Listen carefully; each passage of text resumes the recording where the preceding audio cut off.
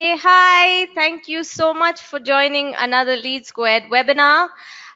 So we do these webinars twice a month for those people who are joining us for the first time. We specifically do sessions for education businesses, finance businesses, and healthcare.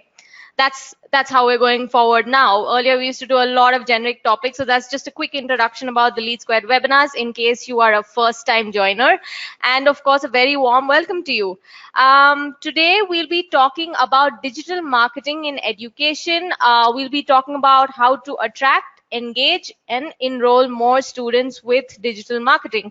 Now, before I go ahead with the topic and the speaker, I was told that I don't really introduce myself in most of these sessions, so I'm going to just do a bit of that before we go ahead. So I'm Shivani Roy. Some of you may have received a lot of emails from me for several years now, so I hope you don't mind those. And yeah, I run the webinar series at LeadSquared. So thank you so much for joining the session. Very glad to have you here. I'd like to give a shout out to one of our former webinar presenters. That's Prateek Shah from Digital Defined. Um, Digital Defined is a digital learning hub, so go check that out. Very warm welcome to you, Prateek. Thank you so much for joining the session. Now let's get into the topic of discussion today. So we're discussing attracting, engaging, and enrolling more students. So some of the things we'll be talking about today are the different areas of digital marketing, how to be the jack of all trades and master of one. So that's important. And how to develop ROI-driven campaigns to achieve business goals. Now, to take us through that is Ravi Kiran from Position2 Academy. Let me give you a brief introduction about him, and thereafter Ravi will take over. So Ravi heads training at the Position2 Academy. He's got experience of 14 years in traditional and digital marketing for B2B and B2C businesses, and more than a decade of experience in sales and marketing. So some of the institutes he's worked with in the past include Eduride, Vidyanex, Jigsaw Academy, and many more. Some of the areas that he's an expert in, of course, is lead generation, organic and paid, marketing automation, inbound marketing, content marketing, and the list just goes on. So Ravi, over to you. Please share a few lines about yourself and take us through the webinar. Thanks a lot, Shivani, and hi all. Good afternoon. And I believe Shivani has covered most of my introduction. So to give you, a little more of what she has shared. I've been working in both. So I would say today it's more of a marketing, which is sales and marketing together. So I've been working very closely with sales and marketing professionals. I've worked as head of marketing in a couple of companies, and mostly since last 7-8 years, I've been in education segment. I have, as Shivani was mentioning, I worked with uh, Eduride. I was instrumental in taking Eduride business online from an offline business, and did work with Vidyanext and Jigsaw Academy, and had consulted a lot of educational startups as well as established organizations. And this is as you all know, today we will talk about digital marketing in education. That's the topic for the day. We will primarily, as Shivani said, we'll cover those 3 points. So let's start off and let's try and understand and what are the different areas of digital marketing, how to develop ROI-driven campaigns, how to be jack of all trades and master of one in digital marketing. That's something which is very important, which we'll talk about. Now, as you all know, these are all like these are all few of the areas of digital marketing, and there are many more. And I'll leave the screen for a couple of minutes here to stay. So there are few which are growing. You would see different percentages. There are a few which are there for ages together. For example, if you take search engine optimization, or if you take email marketing, that's one of the most old methods of marketing, which is still very effective, clubbed with marketing automation. So these are the different. So to answer the first question, what are those right digital marketing methods which will help education businesses scale? I would say there is no specific answer to this. And while I say that, after a few slides, we will see some specific areas which we will discuss. But areas which are which area works for what business completely depends on the nature of the business, completely depends on the target segment. Let's say, for example, just to give a quick example, if you're looking at if you're running a course which is a data science machine learning course, or if you're running a digital marketing course, then probably you would want to go and focus more on LinkedIn, and you would want to go and target a specific, for example, if you're selling a data science program, you would want to go and target all those software engineers and try and see how you can get students from there. Similarly, if you're targeting a course which is for a little more youngsters who are, like, say, let's say for example IIT coaching, you would always say that, okay, I'll find more of these population on Facebook. So I would say which area will fit is completely on what's the nature of your business, and which type of digital marketing method completely depends on your resource, your marketing budgets, and end of the day, all of this aligned to your business goals, right? So moving on, what I would want to specifically talk today is IDA for education. IDA is awareness, interest, decision, action. So it could be awareness or attention, interest, decision or desire, and then action. So we will more talk about IDA, and IDA a little specific to education. Just to give you guys a quick background, IDA is a hierarchy of effects model, which, so I've written that down here, which primarily says that whenever you try and whenever you try and reach out to anyone, as a business, as a brand, as a product, there is a certain process which you follow, and this is the process which you follow to yield maximum results. So we will go through step by step on these points. IDA, primarily, if you look at IDA, it applies for each and every business, could be a service or could be a product, and the method or the way which you do it might slightly change depending on the industry. Moving on, so the first and the foremost thing, even before we get into counseling, what I would say is, I think awareness is the most important element of any business. So whenever we talk about awareness, we talk about brand awareness, brand equity, and how brand can influence people to buy. So awareness. So there are two elements to the whole awareness point. Awareness is one with respect to the brand, and awareness again is with respect to the whole product or service itself. So when a product or service is completely new in the market and people don't even know, for example, let's take an example of data science courses. I'm sure 4 or 5 years back, data science was, so today if you go out and see, a lot of people talk about data science, a lot of people talk about digital marketing, but specific to data science, let's say 3 4 years back or 4 5 years back, people didn't know what is data science, people didn't know how to do data science, like how to do data science, what is data science, how do I what do I do if I study data science. But today things are different, right? I mean, this is the journey for every product or service. Now let's say it awareness completely depends at what stage of the product are you in that particular journey. Let's say you're starting a business, so let's say you're starting an educational institute which is selling data science, and at that particular time data science is not popular, then your awareness is not just your brand awareness, it is brand awareness along with the product or service awareness, which talks about the advantages, disadvantages, and how this whole learning, so specific to education, again, learning this particular course can take you to the next level in your career. That's the awareness section, which is very important. I'm a strong believer of IDA. I believe that if you follow IDA process, the the qualifying methods of your leads or prospects, end of the day, who will result in students in our case, is very very high. So this is on the aware.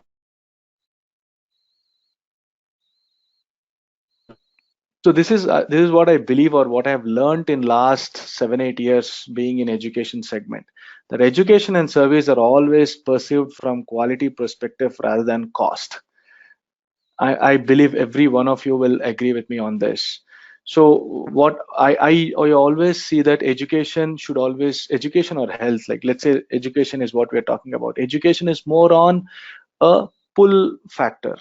So I always want people to get that interest, get that desire, and say that, okay, yes, I want to join this institute, rather than it should not be a complete push factor. While we do paid marketing, while we do uh, marketing methods which are direct, I believe when we follow the IDA process, the whole approach becomes more of a pull factor. Now, what I strongly recommend, so see, what I'm trying to do is I'm trying to tie all of this to the digital marketing methods. So I'm saying when we do awareness, for example, when we are talking about the first point, which is awareness, the whole email marketing campaigns, or the whole your display campaigns, or your ad campaigns, or the SEO, or anything, or the blogging, whatever we do, it's more towards awareness, keeping awareness in mind. uh, One of the challenges which I've seen is because of no time, or because of the industry is so hot that, okay, I just have to get enrollments, I have to get into the market. We forget all the first three steps, and then we just jump into action, which most of the times we think it works, but it doesn't work unless you have all these three foundations very strong. So, as part of the interest and desire, I believe counseling approach is the most important approach. In education, it always have to be a counseling method. It can be personalized, it can be individual, or it can be your messaging, the whole digital marketing messaging. Your marketing messaging should be in such a way that, are you confused, trying figuring out what to study, come to us, we'll help you take a right decision. That should be the core message. That is how you should completely talk. That's the whole objective. It should not be saying that, okay, here is the best course, we sell the best course, come buy with us. I think buying with us, it should be a process. So first we should create that interest, we should create that desire, and we should create uh, I mean, that desire has to be there. Somebody should say yes, data science sounds interesting, digital marketing sounds interesting, and then, okay, if I do this particular program, or if I study this, I will see growth.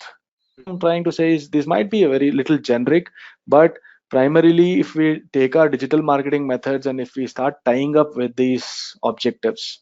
So if I say that, okay, my first level is awareness. So let's say if you're building a campaign strategy, as an example, it could be an email campaign, it could be a paid campaign, or a SEO campaign. So let's say if you're building a campaign, for example, let's take an email campaign strategy. Let's say if we are building an email campaign, what we do is we will define saying that, okay, the first four messages, or the first five messages, is more on branding, is more on awareness, is more on awareness both with respect to the subject, and is more on awareness with subject with respect to the whole brand itself. So I want to do a brand positioning. I want to ensure that the brand gets into their mind, and they perceive me as a brand who is good at that particular topic or subject.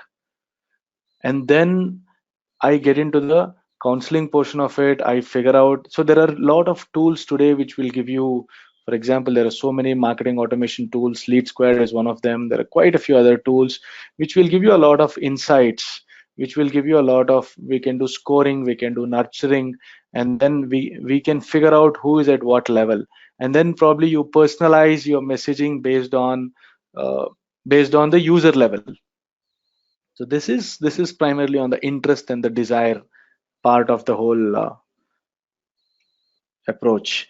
And then when we talk about action, so what I have seen is few things which completely make sense. I mean, I'll completely agree with this, and I believe you're seeing this image, which is a student who's spending time, money, everything, and over a period of time he's becoming a professional. So I think what matters most to prospects is career and placement. And I know this is not something which is again completely digital, but if you look at, so again, if you I want you to consider this with respect to your digital marketing campaigns. So let's say if you're doing a digital marketing campaign at an action stage, it should more talk about the success stories. It should more be visual, we should talk about videos, how, and it should talk about similar profiles. I can connect the fastest if I see a profile who's very similar to me. If as an example, let's say if I'm working at Infosys as a software engineer and I see a video which is a software engineer at some company, he says that okay, I have done analytics course, I have done digital marketing course. This is my journey, and this is where I am today. That impacts a lot. That creates a lot of impression for me to go and take a decision. So we need to talk about these elements. And one of the things is, I mean, on the offline side also, I think it's very important for us to ensure that the whole system of career and placement should be very strong, because I have been, I mean, I've been associated with education industry, and I have personally seen a lot of institutes. I have personally, so where we say that okay, yes, we'll give you placement assistance, but I think end of the day, student is not really taken care of, and that not just creates a dissatisfaction, but that creates a very bad experience, which he will go and share, and that becomes uh, that really becomes dangerous for the organization. And we are seeing those effects. So I'll talk about few examples in the coming slides. But if you so this placements and career effects, and it starts showing in your digital element also, because of which there is a department itself which is called online reputation management. Today there are community managers, there are online reputation ORM managers who sit and whose job is to ensure that you look good on internet, right? Whose job is to ensure that your Google reviews are good. Its job is to ensure that your Quora reviews are being taken care of, or probably write more positive reviews and get the negative reviews down the line. So down the stream. So these are the effects of not taking care of this portion. But from the digital point, I think if we say that career and placement, if we take that as the prima focus and we start working on that, I am sure the actions will be a lot better. Moving on. So while I say that there are loads of digital marketing areas, and there's not such specific areas which you should focus on, there are few areas which have come up very recently, and the few areas which have become popular over a period of time. Few of these areas are this 4 or 5 areas, which is marketing automation, video marketing, visual blogging, content marketing. So you can take visual blogging, content marketing as part of visual blogging and video marketing as part of content marketing. And then, as we discussed, online reputation management. So now we so what so these are the areas. So with my personal experience, I wherever I go, I'll give you a small example. uh, in terms of, I was consulting for one of these educational institutions, which is a educational startup. And when I spoke to the founder was saying that the 1.5 2 years, we have we have prospects of around 20,000. So they had a database of around 20,000 students who have signed up with them. Now they wanted to see how they can, so they were now sales aggressive, and they wanted to see how they can convert those leads or prospects into sales. And then when I met the person, the first question was, I have two inside sales personnel. How do I, and I have 20,000 leads, and if they start calling them, how will I be even be able to achieve my numbers? I don't even know how to proceed. So that is when I worked with that team, and we have implemented marketing automation there, which was one of the very most important elements. So the idea was to start nurturing the leads, start reactivating the leads which were generated a year and a half back. And we primarily implemented some stages of IDA, and we started scoring. So that has helped a lot. I know most of us use marketing automation today, but marketing automation is really powerful if we can use the right kind of scoring, and if we can figure out where, at which score, what users have to do. And and specific to that particular case study, what happened is end of 6 months when we started doing this, we started seeing the results, and we had a qualifying cutoff saying that anybody who is 75-80 score, let's start targeting them. And when the whole campaign got over, and when they started calling, it was just around 1800 to 2000 leads, which is 10% of the total leads which were there as part of the process. So this is how marketing automation can help education businesses, and marketing automation can help education businesses get off all those redundant or uh, regular mails and communications. Video marketing is one of the elements which I believe is very effective, very powerful. And as you all know, digital marketing is more and more getting visual and content. It's more content, and in content the most consumed content is video marketing and specific videos. And specifically with geo and all this uh, great internet connectivity now, uh, it has grown 20-30 folds. So I this is what I have seen. I have seen lot of institutes, lot of big institutes create amazing videos. They spend a lot of money in creating videos. They hire very great agencies. They get amazing content, and once the content is done, it is just going and sitting on YouTube. When I go look at, so just to give you an example, let's say we spend like 4 lakhs, 5 lakhs to get a decent video. That's quite some money. And when I go and look at the video, I see around 100, 200, 300 views. So the biggest challenge today I see is people are creating videos, people are content creating content, but they're not distributing the content, they're not amplifying the content. So here is where content amplification through paid marketing methods play a very vital role. I think it's very important for all education, any business, let it be a B2B, B2C, or an education business, education institute. It's very important to ensure that the content which is created is distributed and is consumed. I think that is one of the portions which we really need to focus on. I'm sure if you go back and look at your organization videos, you will see on YouTube that you hardly have few hundreds or single digit or 3 digit views. And I have something to share on visual blogging and content marketing.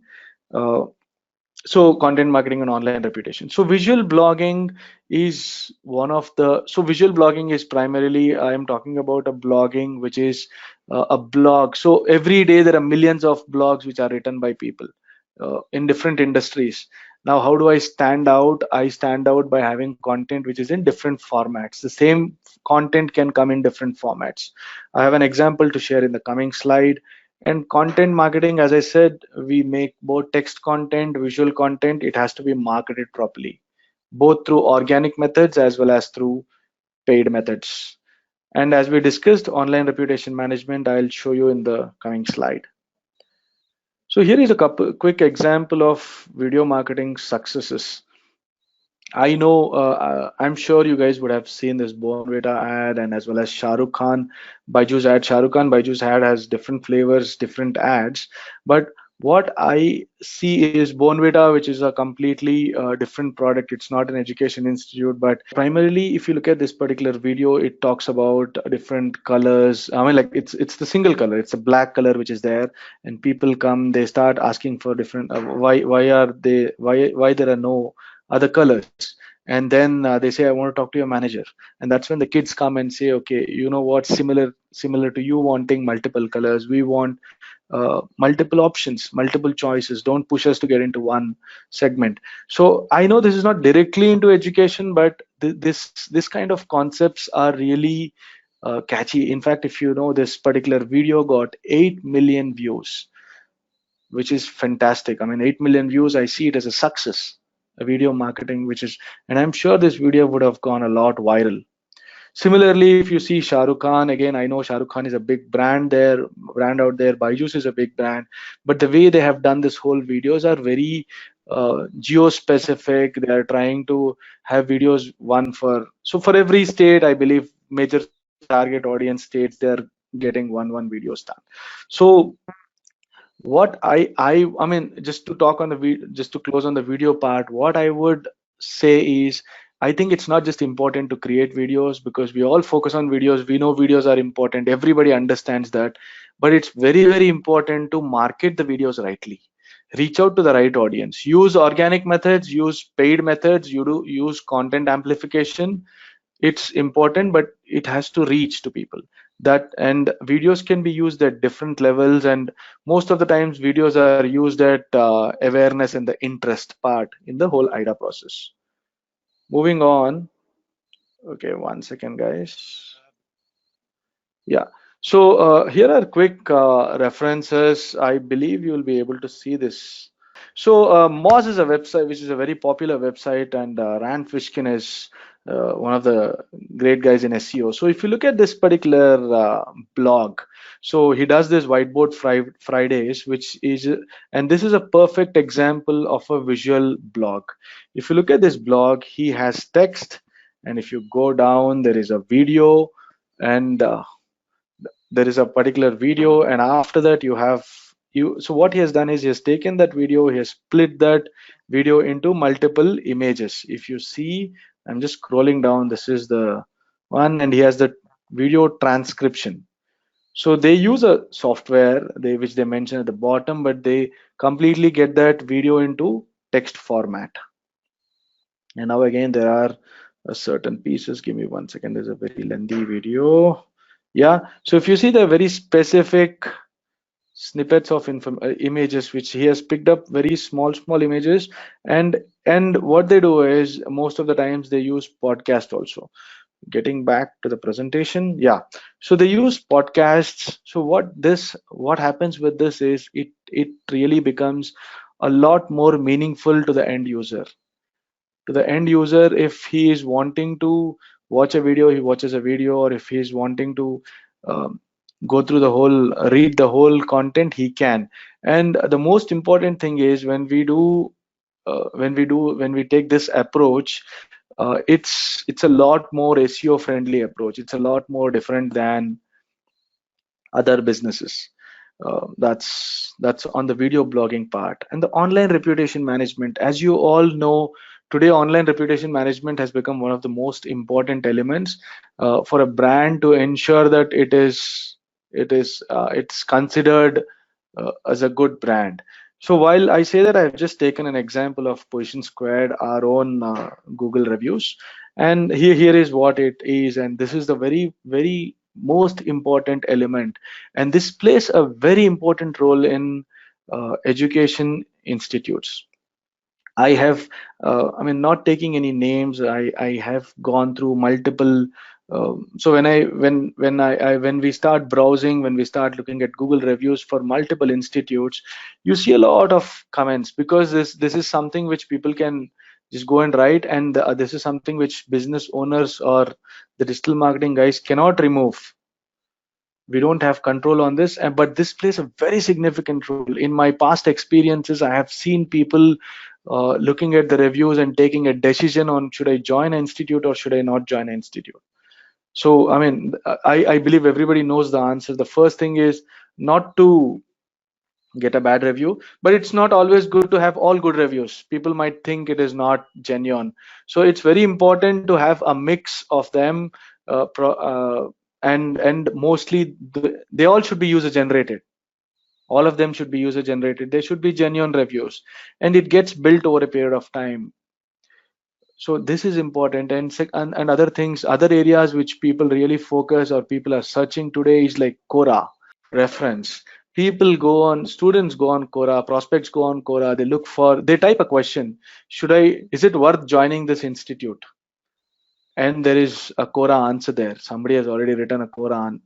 Somebody has put that question in Quora. You click and you see some 5-6 negative reviews, and off, the guy is never coming back to your institute. I think this is very important, and as a ORM guy or as a digital marketing guy, it's very important uh, to ensure that this is in balance. This is in good terms. Moving on. Okay, so as I said, So we'll move on to this topic, which is be jack of all trades and master of one. So before we move to the next slide, I would want to give you uh, some context to the whole that particular term. What I have seen as a digital marketing person, and with my experience of my friends who are in digital marketing industry, we have seen that today you will find a lot of guys who say we are digital marketing champions, gurus, evangelists. But when you start talking to them, you will realize that they don't understand or they don't know even the basics of the topics. And a lot of times, people who take trainings from different institutes, normally what happens is we see that they get trained in multiple topics at the same time. Let's say there's a coaching for 6 months, and this guy goes through a 6 months coaching and he learns everything in digital marketing. The first screen, whatever we have seen, most of them, he learns social media marketing, he learns Google ads, which is the whole paid marketing, he learns email marketing, SEO, and marketing automation if possible. So he learns like 7 8 different subjects, and end of the day when he comes, he becomes jack of all trades and master of none. It's not one, he becomes none. So I think it's very very important and digital marketing is a very big subject. There are multiple things. The dynamics which work in email marketing are very different from the dynamics which work in SEO. The tactics which work in paid marketing are very different from what it works in marketing automation. So each of them are a ocean subject with ocean by themselves. So for anyone who wants to learn digital marketing, who want to grow their career in digital marketing, it's always good if you are jack of all trades and master of one. By this, what we are saying is that, let's say if you pick up paid marketing, you say I want to become a paid marketing expert. You have to ensure that you become champion in paid marketing, and you have to learn how other marketing, digital marketing functions work. For example, you have to see that how SEO will affect in your paid marketing. I'll just give you a small example. Like for example, let's say in paid marketing we build landing pages. Now if you are so when you build this landing page, let's say you are blocking this landing page from Google to crawl, Google to index. Now you need to figure out how to do that, one. And second thing is you need to know the uh, result of, if I don't block this page, what will happen to my SEO? Will it get affected? So these are small things. If you understand the basics of how the other departments work, for example, marketing automation, how marketing automation works, and if you can somewhere relate, and if you can see how you can take that knowledge and make better strategies here, it's always good. So what we recommend from Position2 Academy is, you should be jack of all trades, you should have knowledge on other areas, but you should be master of one. And when you are master of one, I think it's very easy. Let's say even if you're finding a job or even if you're trying to implement something, it's very easy and you have clarity on the subject. Moving on to the slide. So Position2 Academy is part of Position2 Marketing, which is a global award-winning marketing agency. And Position2 Marketing is there for around 14 years, and we work with a lot of international brands like Airbnb, Lenovo, and other brands. And we have started Position2 Academy with an objective to train people and train youngsters and train guys who are in digital marketing to become more proficient in very specific areas. So we primarily, so if somebody asks why somebody should look at Position2 Academy, we are doing training for audience. I mean, like, we are doing training right from a fresher to a 3 4 years experienced candidates also. As I said, we should focus on one skill, and we are there in industry for quite some time. So uh, we are a digital marketing firm. So, and we have our resources. The teams which work here are experts, and we are running this program which is uh, a training program which is get trained and a get job program. I would recommend all of you to refer your friends and others who are interested in building a career in digital marketing. The program, so what we do is a 6 months program, of which we have 3 months of the course and 3 months of paid internships. And once they qualify, they get in job in Position2. I'll not take too much time here. I'll just get into the next slide. So this is primarily our selection process.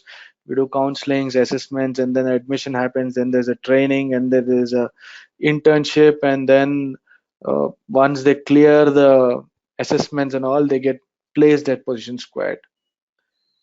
And with this, I'll come to the end of the session. And I believe this session was helpful, and you could get some sense of. I think the whole idea was to discuss more on the IDA process and how it is important and how we should look at IDA from the digital marketing point of view and implement our campaign strategies and build our campaigns based on that to increase our conversion percentages.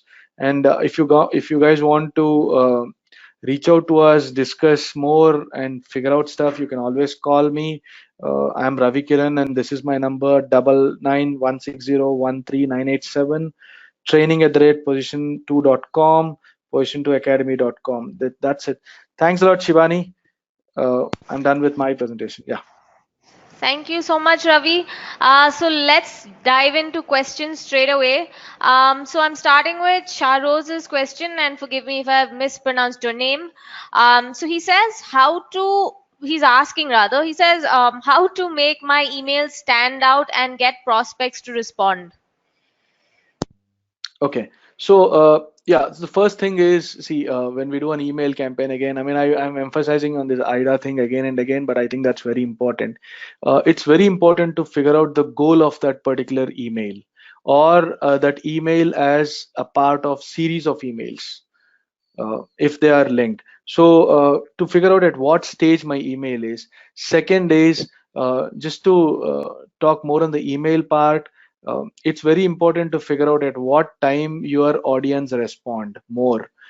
It is normally considered that if you send an email in the mornings, they're very effective, and it is considered that at a certain dates they are effective. One is the timing, which you need to figure out based on your industry, and second is the most important thing is the subject line. So I believe subject line is very critical. Subject line will help uh, in a crowd of 100 200 emails. If your subject line is really standing out, and I think that is where it will increase the open rates. And then again, it's a CTR. What is the call to action? Call to action completely again depends on your objective, the goal of that particular email. I hope I have answered your. All right, Sharoz, please let us know if you have follow-up questions on that. He has another question, and that goes, what is the best way to create awareness among students and parents? Okay, so the best way to create awareness. See, this is a little generic question. I mean, I would say it again depends on the industry one. I mean, even in education industry, it depends on uh, what kind of product are you. For example, I'll tell you, I was with this organization EduRight, which is into educational CDs, K-12 segment, which is very similar to Byju's, Vedantu kind of businesses. And there, the customer is parent and consumer is student. So it was always that, okay, whom should we convince? Whom should we make it? I mean, like, whom should we uh, impress? That was a question. So and then I mean, at that point in time, I believe we figured out that it's more parents. See, this completely. Okay, to come very specific, I mean, like, to answer your question, I think it depends on your budgets. So let's say if you already have a database which is with you, if you already have prospects who are signed up with you, then sign up for regular emails. And if you can do a video based emails, drive them to blogs, and figure out at what stage of IDA you want them to create I mean, like, as you said, awareness, how much of awareness you want to create and what level. And all of this, I believe, if you tie up with marketing automation, if you tie up with scoring, you will know at what stage you have to go from awareness stage to the next stage, which is the interest stage. Otherwise it becomes very unclear and you keep sending multiple emails and you will never know who is at what stage. I believe I've answered your question. Okay. So yes, Ravi, actually there are quite a few questions similar which are very specific to their business in terms of Mhm. digital marketing. So I'm going to go ahead with the next question from Sure. Ashish, and that goes, how does a startup in an education field, how can they effectively do digital marketing? So I would assume he's talking about someone who's not got a big budget to spend. What are the key things they should look at in terms of digital marketing?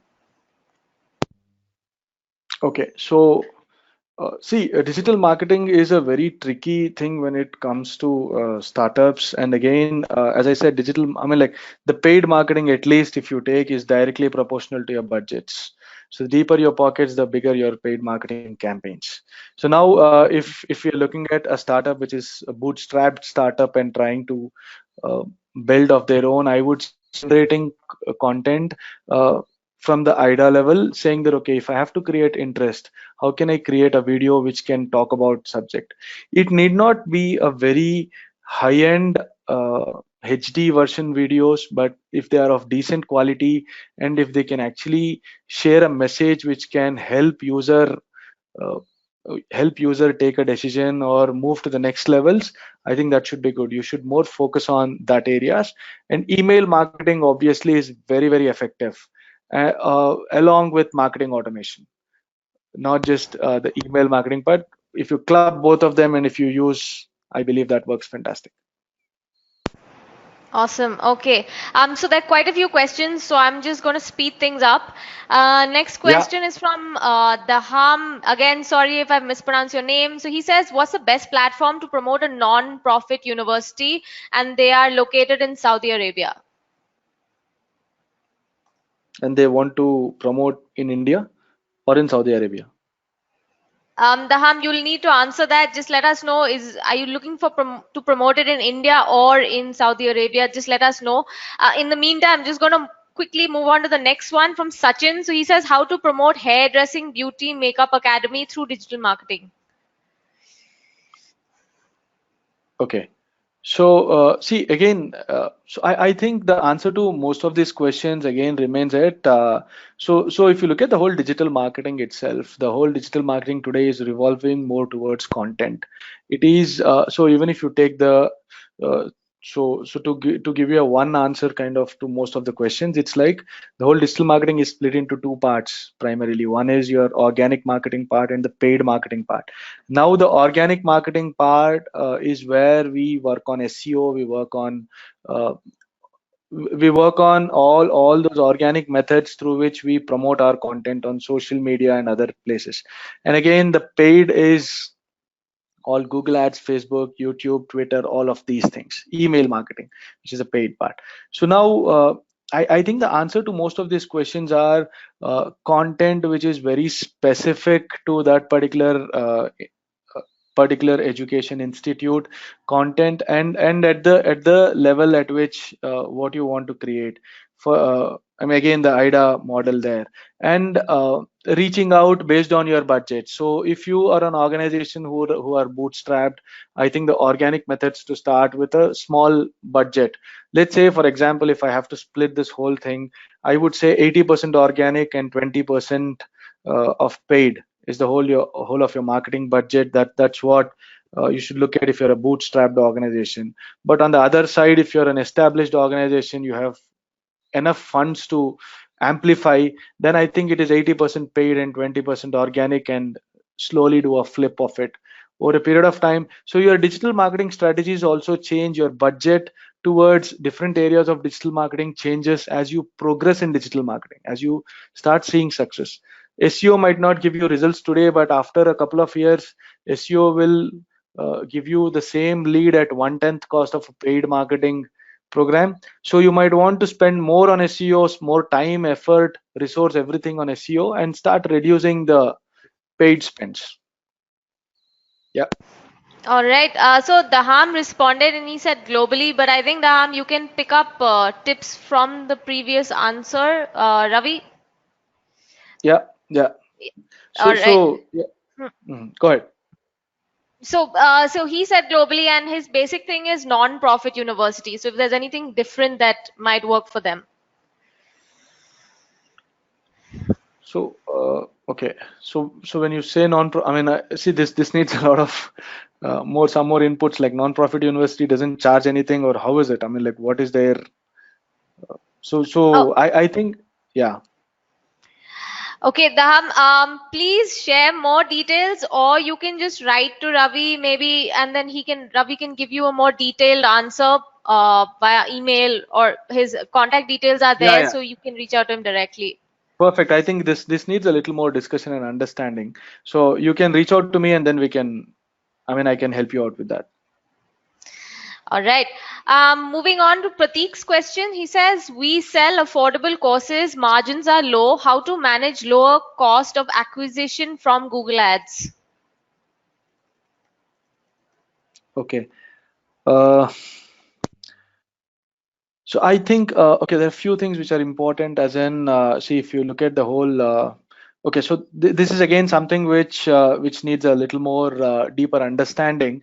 But from on the face, what I understand is, let's say if you're running a campaign, a Google Ads campaign, and if your CPL is say 800 rupees or 1,000 rupees, and if your conversion percentage is 5%, then you end up spending what 10,000 rupees for a student acquisition only on the marketing spend, only on the Google ad spend.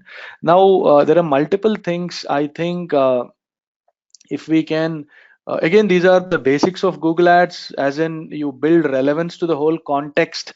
That's when your quality scores improve. And recently I was taking one of these classes on landing pages and CRO, and I felt there are so many things which we can do with respect to your landing pages, CRO, uh, right from the headlines to how this whole thing helps. And I believe those optimizations is what we need to do. Look at your search query reports, and probably you will figure out that 50% of your 50-60% of your search query clicks did not yield in any results. And they have if you look at the overall Google ad spend budget, you will figure out that 60% did not give you any conversions at all. Probably if you optimize that area, uh, it can really improve. I mean, like 30-40% of your Google ad can be optimized. All right. Moving on to Ankit's question. He says, what do you suggest, in-house digital marketing team or to outsource it? uh,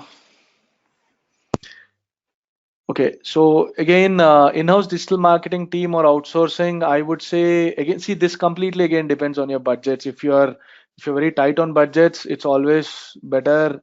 If see the problem is this, what I have seen is if you have an in-house team, if you hire one guy, I think it's more than saying that in-house or outsourced. I think it's important to identify the right digital marketing source, in the sense even if it is in-house, it doesn't matter if it is in-house or external, but I think it's important the person who's working on your account has to know digital marketing properly. Because what happens is most of the times, even if you give it to an agency, and if there is a guy in an agency, maybe the agency is big, agency is good, but if the guy who's working in the agency is not that great, or if he's a fresher, or if he doesn't know the subject, then your whole marketing campaigns will go flat. Similarly, if you have a wrong hire, if you get a guy who doesn't know, who only probably tells you a few things, and because as a business owner, you might not know the technical elements of digital, and if you hire a wrong guy, then everything goes for a toss. So instead of external or internal, I think it doesn't matter if it is external, internal, it completely depends on your budget. But I think the person who understands your business goals and the person who understands digital marketing and the method and the strategy is the right guy to work on your account. All right. Moving on to Hariharan's question. Again, guys, there are lots of questions, so don't get annoyed if I'm not taking yours up. I'm just going in the order they came. So Hariharan says, what do you think about online influencers and their role in education marketing? Do you think your own school staff and teachers can act as online influencers? Yes, it okay. So online influencer marketing has become one of the most important things. I mean, like people are following and they're working on influencer marketing very highly. And yes, you can become so what happens is this. So what I have seen is, for example, if you would have experienced this when you go to Quora, and when somebody says, okay, is it a good idea to study from this institute? That's the question. And the moment you represent the same institute and you write an answer, it sounds very biased. So as an influencer, whether it is so influencer always, I mean, the whole influencing part will always make more and more sense to me when it is unbiased, when it comes from a third party, when somebody whom I don't even know, who says that yes, this is an amazing stuff. Go ahead. Moving on to Priya's question. So she says, apart from adding videos to your blog, how else can you implement visual blogging? So there are many ways. One, you can have memes, you can have infographics, and you can have. So as they do it in Moz, what they do is they slice that whole whiteboard and they put it in pieces, and they have meta tags, alt tags to those image tags, and which helps both in SEO as well. But if you so the next thing I would prefer when it comes to videos is the infographics, and I believe there are very less number of institutes or businesses which actually use infographics, and if used rightly can be a great resource. Okay. Anne has a question. So she says, do you recommend specific ways or tried and tested ways for content amplification among K-12 students? Okay, so content amplification is primarily using content and trying to see how you can promote it through paid marketing methods. That's content amplification. Now, content amplification, I would say yes. See, the whole digital marketing is A/B testing, right? There is nothing like there's no one standard method which works for uh, one segment. So, for example, the same K-12, if you try a method in Karnataka might be a little different from Kerala to Delhi, right? So the approach has to be different, and yes, there has to be a lot of A/B testing which you do. All right.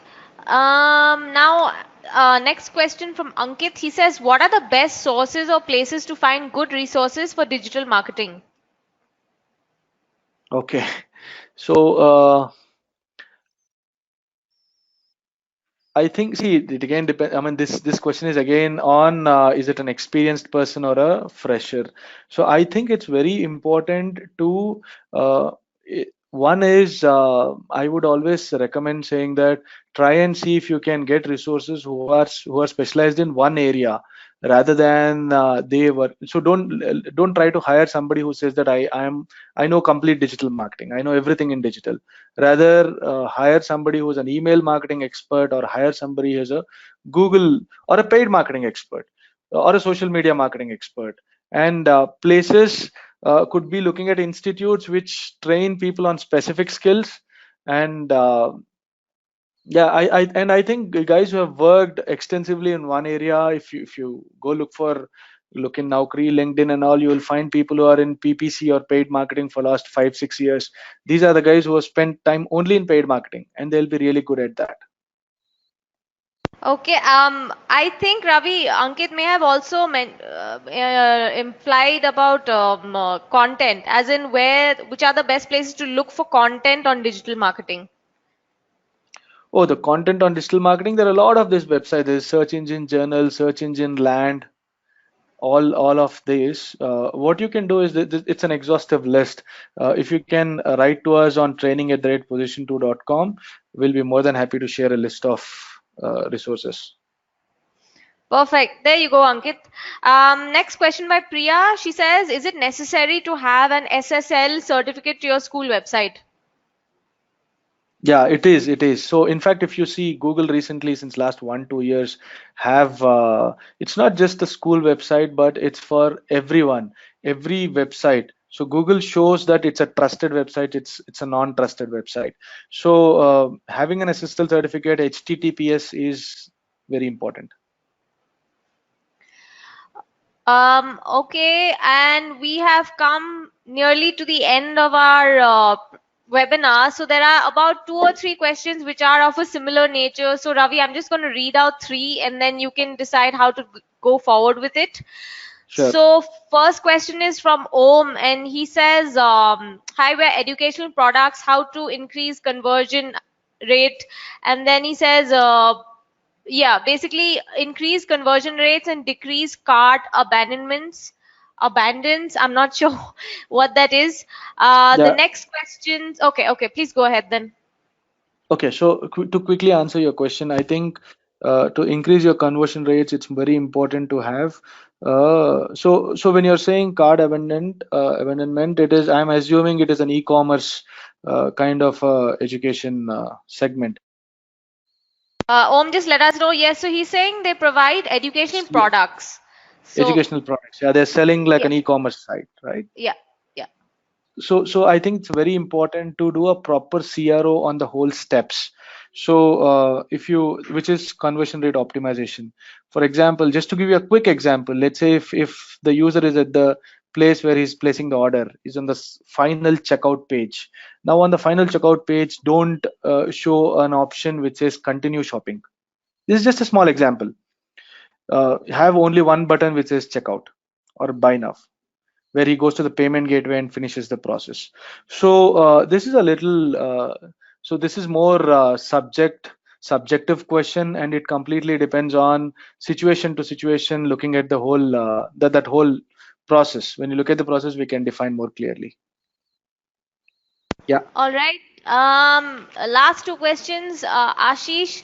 So he says, apart from email, what other means can be used for digital marketing? What is the role of the real word marketing into that? What is the role of word marketing into that? So yeah, that's what he's written. Okay. So apart from email marketing, you can do lots of things. I mean, I'll quickly go to that slide. I mean, if you all can see the slide. I think that slide itself is the answer. There are so many areas. There's content marketing, marketing automation, analytics, inbound, Facebook, blogging. I think you can just quickly read this. So there's multiple methods. It completely depends on your budget. It completely depends on your resource, your area of focus, what you want to do. You can pick few of them and you can work. It is not that you have to do all of this at one shot. You can do them at different stages. I believe that's the answer. Yeah. Okay. Pooja, your questions next. She says, what should be the measurement matrix for content marketing and for social media marketing? For content marketing and social media marketing. Yes. Okay, so social media marketing is primarily social media, which is on the paid side. So the metrics are very clear. Metrics could be a conversion, and a conversion is not always a lead or a sale. You can define conversion based on what you want as an end result.